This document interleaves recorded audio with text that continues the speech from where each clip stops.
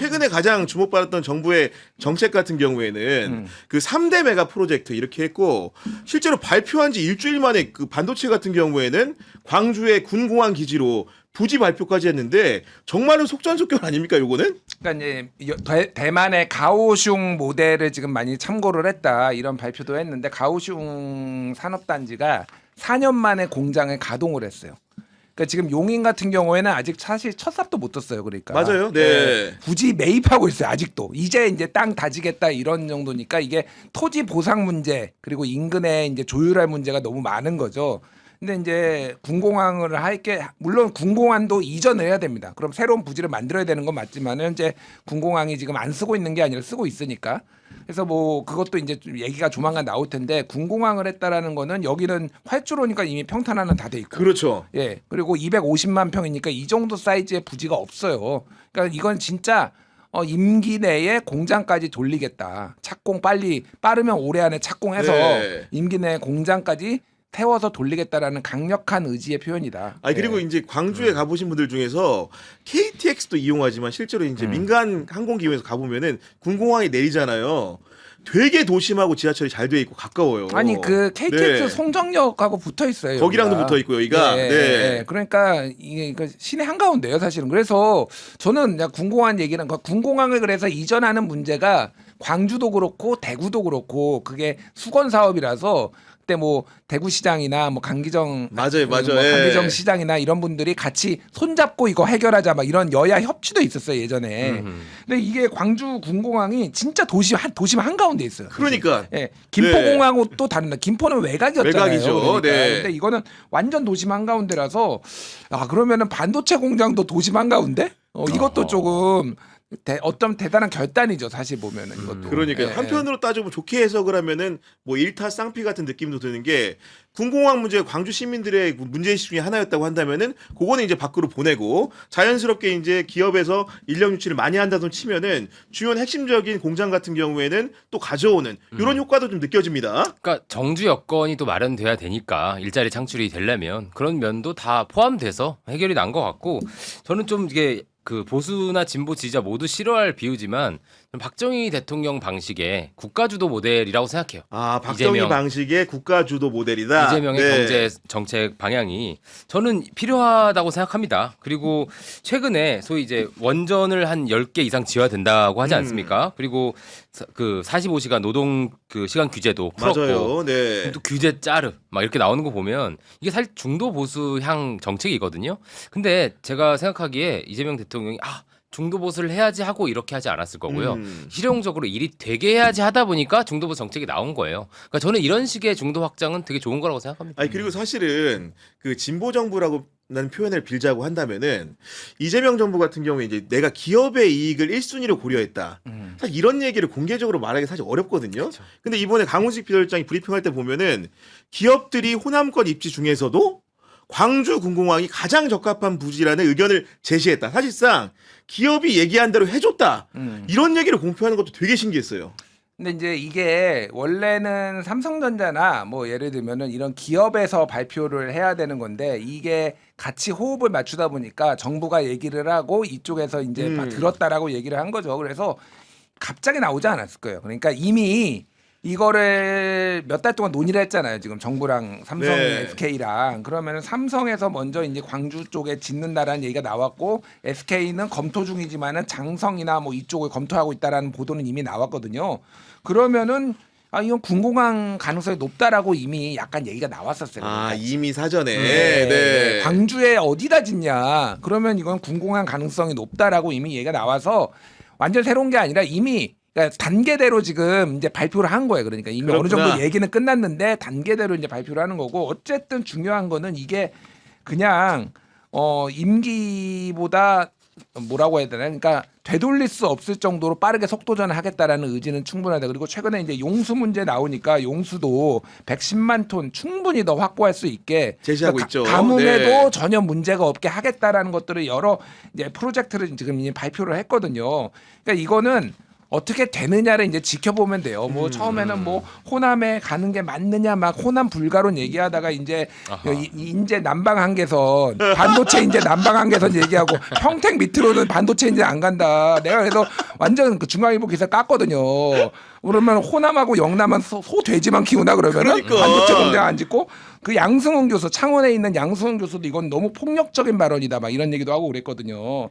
그래서 이제 이런 단계는 다 끝난 것 같아요. 이제는 실제 정부가 잘 이거를 할 수 있는지 그리고 부족한 게 뭔지 이제 지적을 할 수 있죠. 언론들이나 이제 정치권에서. 그런데 뭐 어디가 되네 안 되네 이제 그런 얘기 그딴 얘기 이제 그만하자. 자 이제 말씀대로 정부가 이런 정책들을 하나하나 이행하려고 한다면은 기본적으로 이제 청와대 정부가 잘해야 되는 건 기본값인 거고 그 후방에서 집권 여당의 단단한 뒷받침이 필요한 건데 아하. 그렇기 때문에 차기 전당대회가 굉장히 중요한 것이고 그렇기 때문에 당대표가 누가 될 것인가 관심이 참 많은데 최근에 관전평 좀 어떻게 하고 계십니까?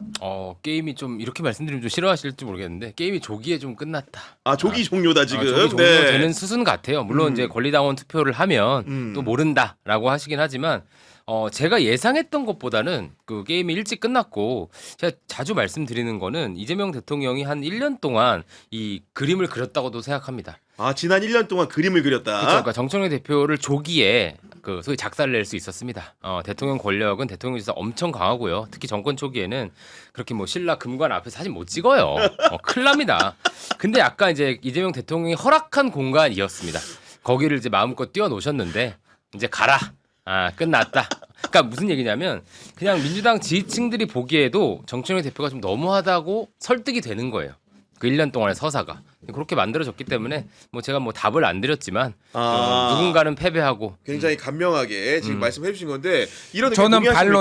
반론을 좋습니다. 안 끝났다. 안 끝났다. 네, 이거는 누구를 지지하고 안 지지고의 그런 문제가 아니라 정청래 대표와 팀 김어준, 뭐 김어준이 살짝 발을 뺀다는 얘기도 있지만 기본적으로 그 권리당원들의 그 세계관과 이런 거를 봤을 때 이 선거 그렇게 만만하지 않다. 예를 들어볼게요. 작년에 박찬대 의원이랑 정청래 의원이랑 둘이 붙었잖아요. 그때 한국 갤럽 여론조사 딱 이 시점쯤에 나와서 딱 이 시점 즈음에 네. 작년 7월 15일에서 17일 성인 1000명 대상으로 물어봤거든요. 이제 다 무선 전화 면접이죠. 그때 어떻게 나왔냐면은 정청래 30, 박찬대 29 나왔어요. 30대 29. 그리고 민주당 지지층에서도 정청래 47, 박찬대 34. 그래서 13% 포인트 차이 나는 게 나왔는데 실제 결과는 권리당원 투표 정청래 66 받았습니다. 66. 예. 압도적 다수였죠. 압도적으로 다수 네. 받았어요. 그래서 이 여론조사와 당원들의 마음은 달라요. 민주당, 국민의힘도 국민의힘 지지층이요하는 사람들하고 국민의힘 책임당원하고는 완전 달라요. 책임당원은 완전히 이제 장성철이래. 대한민국 너무 같이 다니세요. 대한민국은 장씨가 다 망치고 있어. 장씨 때문에 이제 망할 것 같아. 아이가 동혁. 훨씬 더 강경해요. 마찬가지예요. 민주당 지지자들도 훨씬 더 좀 원리주의적 성격이 저는 강하다고 보거든요. 그래서 정청래 대표가 지금 여론조사 나오는 것만큼 받지 않고 그것보다 훨씬 더 받을 거다. 제가 보기에는. 야 네. 그런 관측해 주시는 거예요. 그런 의미에서 최근에 정청래 전 대표의 캠페인을 좀 분석을 해봐야 되는데 정말로 보면은 공식적인 중앙석상에는 모습을 최대한 안 드러내고 물론 필요할 때 가끔 나오긴 합니다만은 지방에 하방을 해가지고 굉장히 이렇게 오밀조밀하게 다니고 있거든요. 그 캠페인에 대해서는 어떻게 평가하십니까? 근데 지난번에도 그랬어요. 지난번에도 박찬대 의원한테 거의 의원이 공식 비공식에서 100명이 붙었어요. 사실상. 그리고 정청래는 단계 필마였습니다. 그때 이제 장경태, 뭐 최민희, 뭐 몇 명밖에 없었는데 그때도 당원들 만나고 바닥 훑고 다녔어요. 방송 김어준 방송 많이 네. 나가고 뭐 이런 식으로 했단 말이에요. 그래서 이게 완전 달라진 게 아니에요. 근데 당 대표를 한 번 했던 분이 또 이렇게 하는 거 이거는 지난번 서울시장 선거의 교훈이에요. 그러니까 이게 재밌는 게 뭐냐면은 오세훈 시장이 본인이 수성을 하는 건데 본인이 도전자 포지션으로 몸을 굉장히 낮춰서 나갔고 네. 그리고 정원호 후보는 본인이 도전자인데 굉장히 이제 1위 후보를 지키기 그렇죠. 위해 했잖아요. 그래서 이게 재밌는 게 김민석 후보가 김민석 캠프에서는 공격적으로 나와요. 지금 여론조사가 있으면 이게 정원호 효과라는 거예요. 그렇게 수성하려고 했더니 망했더라 정원호가. 그래서 공격적으로 나가고 여기도 마찬가지로 자기가 책임져야 될 게 되게 많잖아요. 정청래 대표는 한번 했으니까 오세훈처럼. 그런데 이게 마치 자기가 도전자이고 열세 뭐 실제 약간 어려운 것도 있으니까 그래서 그런 식으로 포지셔닝을 잡았다 지금. 아니, 거기에 더해가지고 최근에 SNS에 올리는 글들은 굉장히 본인 네거티브 안 하겠다고 하면서 그리고 필요할 때마다 정당 방위는 또 하겠다고 합니다. 아프대잖아. 2대1, 3대1 얘기하면 피해자 구도를 그리는데 뭔가 좀 자기를 약자로 지금 프레이밍하고 있는 것 같아요. 지금. 그러니까 그게 같은 네. 맥락인 거예요. 그러니까 자기가 도전자, 열세 후보, 약자 그러면서 사람들 만나고 동정표를 이제 끌어돌리려고 하고 지난번 당대표 했던 시절에 자기가 책임질 일을 좀 벗어나려고 하고 그러니까 이쪽에서는 김민석 후보나 송영기 후보는 이제 자기 정치론을 계속 꺼내들고 있고 이런 지금 싸움 구도가 처음에 펼쳐지고 있다. 네, 지금 이런 식의 캠페인에 대한 우리 김준일 선배 해석이 있었는데 우리 이석현 평론가님은 정청래 캠페인 좀 어떻게 보고 계십니까? 뭐 두 글자로 피코입니다. 피고 피해자 코스프레다. 그러니까 뭐 여러 군데서 맞아서 아프다고 하시는데 많이 아프대, 많이 아파. 많이 아프시다는데 사실 누군가는 그 당신께서 좌표 찍어서 1대 한 몇만씩 그 두드려 맞았어요. 아, 그렇지. 또, 좌표 찍으실 네. 때 다구리 칠 때 좋지 맞으면 아프죠. 3대 1만 해도 아프다 그러십니다. 어떤 생각이 드냐면 그건 하방 캠페인은 아니고요. 아이템 고갈의 현상이다. 아이템 고갈 현상이다. 할 게 없습니다. 그러니까 이게 참 안타까운 건데요. 그 지금 이제 신주류라고 할 수 있는 이재명 대통령 중심으로 한 세력은 어쨌든 정책 의제를 다루려고 하고 그게 성과로 나타나야 되니까. 근데 지금 이 전통적 민주당 소위 문조 털레유 저는 쓰겠습니다. 그냥 세력의 경우에는 소위 이제 조직 내부의 권력 투쟁, 감투를 잡는 거 이런 거에 좀 특화돼 계세요. 제가 이렇게 얘기하면 좀 싫어하실 텐데 30대 초반부터 노조위원장을 하시고 그 조직 안에서 잘 아시잖아요. 그 위원장을 먹고 네. 세력을 막 하고 이런 거 아주 특화된 분들입니다. 근데 자꾸 이제 그런 의제만 계속 나오는 거예요. 권력구조 개혁. 근데 지금 이제 신주류라고 할 수 있는 친명에서는 좀 다른 얘기도 하고 뭐 제3의 길 이런 토론은 좋아요. 저는 미키루크 이상호님이 이거 들이받고 이런 거 좋다고 오히려 좋다 생각해요. 그런 거는. 좋다고 네. 생각해요. 근데 이렇게 의제가 없으니까 그냥 이렇게 널리 돌아다니시는 것 같아요. 아, 그런 평가를 좀 해주신 건데 어쨌든 그럼에도 불구하고 정청래 전 대표 같은 경우에는 한번 이렇게 어떻게 보면 의원들의 그런 수적인 열세를 극복하고 대본 경험도 있고 그리고 이제 본인의 그런 정치적인 경로를 보면은 이분이 사실은 주류라기보다는 늘 변방에서 스스로를 지켜온 독자 생존 능력이 강하기 때문에 이번에 하는 캠페인이나 이런 전략 같은 경우에도 너무나 우리가 좀 낮추어 보기는 좀 안 된다 이런 생각이 좀 들거든요. 그 제가 다른 방송에서도 얘기했는데 정청래 장동혁 데칼코마 이론이 있어요. 제가 미는 겁니다. 두 사람이 굉장히 닮았어요.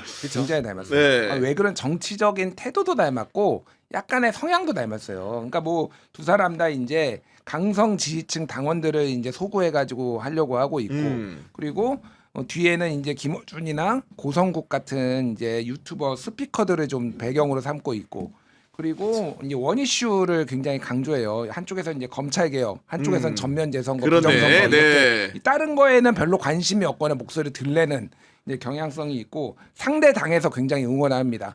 장동혁 그 내년 8월까지 해라, 재선도 해라. 그리고 이거 여론조사에 보면은 그 국민의힘 지지층에서는 정청래 선호도가 제일 높아요.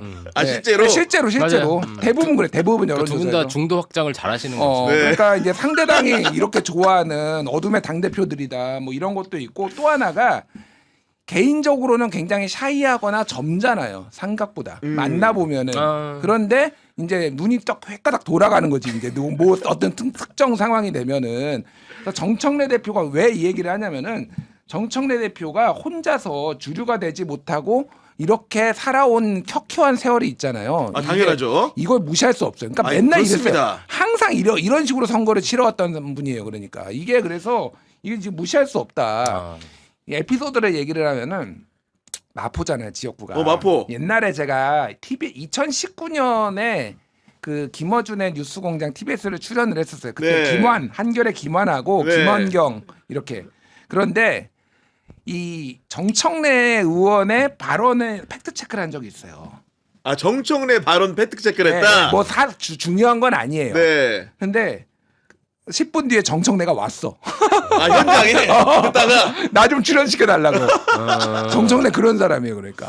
야 아니, 정말로 결국은 근데 김어준이 출연을 안 시켜줬어. 근데 항상 김어준한테 약간 조르고 그러면서 이렇게 김어준과의 공생을 통해서 지금까지 여기까지 왔거든요.